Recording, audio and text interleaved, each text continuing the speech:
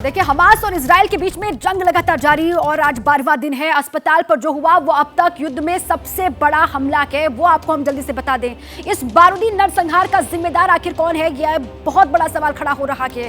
अस्पताल में नरसंहार किसने किया, कौन इसके पीछे, क्योंकि हमास, इजराइल और इस्लामिक जिहाद तीनों को कटघरे में खड़ा किया जा रहा है, लेकिन तीनों ही आरोपों से इनकार कर रहे हैं। वो कह रहे हैं कि हमने नहीं किया हमला, लेकिन सवाल ये कि आखिर अस्पताल में जो बारूदी नरसंहार हुआ उसके पीछे कौन है। देखिए, हमला कहां हुआ ये जान लीजिए। अल अहली अरब अस्पताल है, बैप्टिस्ट हॉस्पिटल, और यहां पर हमला कब हुआ? बीती शाम करीब 7 बजे यह हमला किया गया। और साथ ही गाजा के लोगों के लिए लाइफलाइन ये हॉस्पिटल और यहाँ पर अस्पताल कौन चलाता है जान लीजिए। यरूशलेम का एपिस्कोपल चर्च इसको चलाता है। सवाल ये खड़ा होता है कि यहाँ पर जो नरसंहार हुआ, मासूमों की जान गई, उसके पीछे कौन है जिम्मेदार? हमले के पीछे हमास का हाथ?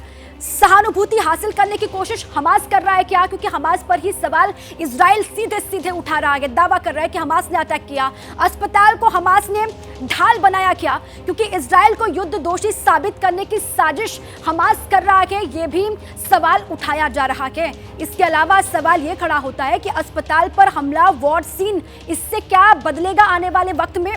और इजराइल पर अंतर्राष्ट्रीय दबाव क्या इससे बढ़ेगा? जैसे कि अभी आप सुन भी रहे थे कि रोमाना कह रही थी कि इससे हो सकता है इजराइल पर अंतर्राष्ट्रीय दबाव बढ़े आने वाले वक्त में और एक अलग दिशा में युद्ध जाए। अस्पताल पर हमला, वॉर सीन, इससे बदलने वाला है क्या? और मिडिल ईस्ट में जंगी टेंशन और इससे बढ़ेगी अस्पताल में जो हुआ।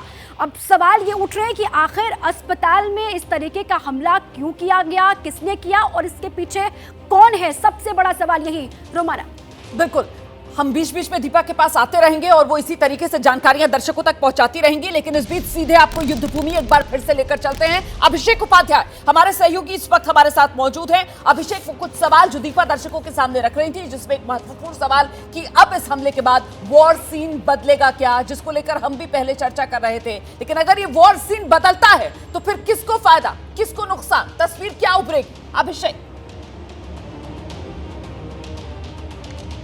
एक बात बहुत साफ नज़र आ रही है रोमाना, मैं अभी इजराइल में जो मैं देख रहा हूं कि यहाँ पर जिस तरह से इजराइल ऑफेंसिव पर था, और हालांकि इसके बाद भी कल रात में इजराइल के राष्ट्रपति ने भी कहा, फिर प्रधानमंत्री ने भी कहा कि इस्लामिक जिहाद का ये कायराना काम है, जो हमारे बच्चों को मार सकते हैं वो अपने बच्चों को भी मार सकते हैं। लेकिन यहाँ पर एक चीज़ जरूर होगी कि इजराइल को जो समर्थन अभी तक था अमेरिका से और ख़ासतौर पर पश्चिमी देशों से, वो अब किस हद तक रहता है और इजराइल पर कितना दबाव पड़ता है अपनी कार्रवाई का जो लेवल है और जो उसकी लिमिट है वो तय करने के लिए, यही देखने वाला होगा। क्योंकि कल रात में देखिए तेल अवीव में भी कल लगातार जो है खतरे का अलार्म बजता रहा। तेल अवीव अभी भी हमास के निशाने पर, ये भी एक फैक्ट है।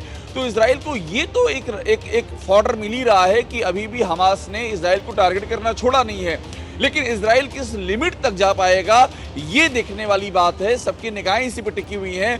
आज जो मुलाकात है 11 बजे बेंजामिन नेतन्याहू और प्रेसिडेंट बाइडेन की, उस मुलाकात में क्या निकल करके आता है, इस पर सबकी निगाहें टिकी हुई हैं रोमाना। और एक सबसे अहम बात है ग्राउंड इन्वेजन की।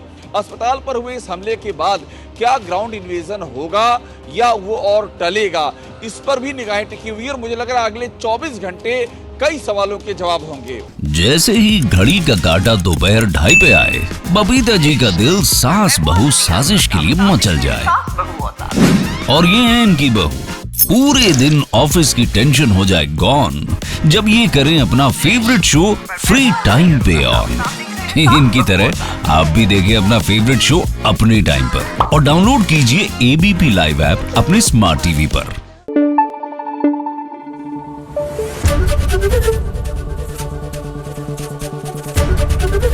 एबीपी न्यूज आपको रखे आगे।